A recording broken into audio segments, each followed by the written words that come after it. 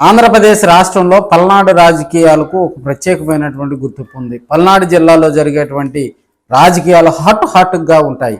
అదేవిధంగా పల్నాడు జిల్లాలోని గురజాల కాన్స్టిట్యున్సీలో కూడా ఈ మధ్యకాలంలో వైసీపీ ఇన్ఛార్జి కాసు మహేష్ రెడ్డి, అదేవిధంగా అక్కడ స్థానిక ఎమ్మెల్యే ఎరపతి శ్రీనివాసరావు మీద కూడా వారిద్దరికి ఒకళ్ళ మీద ఒకళ్ళు విమర్శలు చేసుకున్నటువంటి సందర్భాలు హాట్ టాపిక్గా మారినటువంటి పరిస్థితులు అయితే మనం చూస్తూ ఉన్నాం.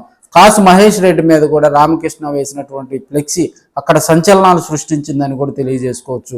అదే వేదికగా కూడా Kasu Mahesh Reddy Tuni municipal vice chairman ఎన్నిక విషయంలో కూడా కాసు మహేష్ రెడ్డి చేసినటువంటి విమర్శలు అక్కడ రాజకీయ దుమారాన్ని లేపాయి. అయితే వైస్ చైర్మన్ ఎన్నికకు సంబంధించి కూడా తెలుగుదేశం పార్టీ చేసినటువంటి అనాలోచిత నిర్ణయం అని చెప్పి కూడా ఆయన విమర్శిస్తూ దాదాపుగా అక్కడ ఉన్నటువంటి వైసీపీ కౌన్సిలర్లను ఇబ్బంది పెడుతూ కూడా అక్కడ తెలుగుదేశం ప్రభుత్వం, కూటమి ప్రభుత్వం చేసినటువంటి కొన్ని కార్యక్రమాలను ఆయన ఎత్తి చూపుతూ కూడా మాట్లాడటం అక్కడ పెను వివాదానికి దారితీసిందని చెప్పాలి. ఈ మధ్యకాలంలో ఆయన మీద వేసినటువంటి ఫ్లెక్సీకి సంబంధించి కూడా ఎరపతినేని శ్రీనివాస ఎమ్మెల్యే గారు వర్సెస్ కాసు మహేష్ రెడ్డి ఇద్దరు ఒకరి మీద ఒకరు విమర్శలు చేసుకోవడం జరిగింది.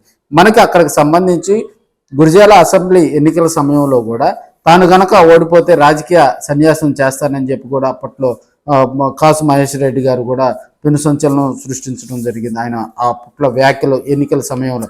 అయితే దాన్ని స్వీకరించడంలో కూడా ఇక్కడ ఉన్నటువంటి ఎరపతినేని శ్రీనివాసరావు గారు కూడా దాని మీద గట్టిగా మాట్లాడటం జరిగింది. అప్పట్లో రాజకీయ సన్యాసం తీసుకుంటానన్నటువంటి కాసు మహేష్ రెడ్డి ఇప్పుడు ఎందుకు సైలెంట్గా ఉన్నారని చెప్పి కూడా ఆయన కూడా ప్రెస్ మీట్లో కూడా ఈ మధ్య మీడియాకి ఇచ్చినటువంటి కొన్ని ఇంటర్వ్యూలో కూడా మాట్లాడటంతో కాసు మహేష్ రెడ్డి కూడా మళ్ళీ ఆయన కూడా కౌంటర్ ఇవ్వటం జరిగింది. తాను పిడుగురాళ్ళ మెడికల్ కాలేజీకి సంబంధించి కూడా అప్పట్లో పిడుగురాళ్ళ మెడికల్ కాలేజీని శాంక్షన్ చేసింది తానని చెప్పి కూడా మనకి కాసు మహేష్ రెడ్డి గారు కూడా అప్పట్లో ఆ సవాల్ను ఎరపతినేని శ్రీనివాసరావు గారు తీసుకోలేదు కాబట్టి, ప్రతి సవాలు లేదు కాబట్టి అక్కడ ఉన్నటువంటి ఆ సవాల్ను వాళ్ళు ప్రశ్నించేటువంటి అధికారం లేదని చెప్పి కూడా కాసు మహేష్ రెడ్డి మళ్ళీ స్పందించడంతో కూడా వారిద్దరి మధ్య మాటల యుద్ధం గురజాల కాన్స్టిట్యున్సీలో ఉన్నటువంటి అటు వైసీపీ ఇటు తెలుగుదేశం క్యాడర్ మధ్య కూడా కొంత రాజకీయ వేడి అలుముకుందని కూడా మనం తెలియజేసుకోవచ్చు. రాబోయే రోజుల్లో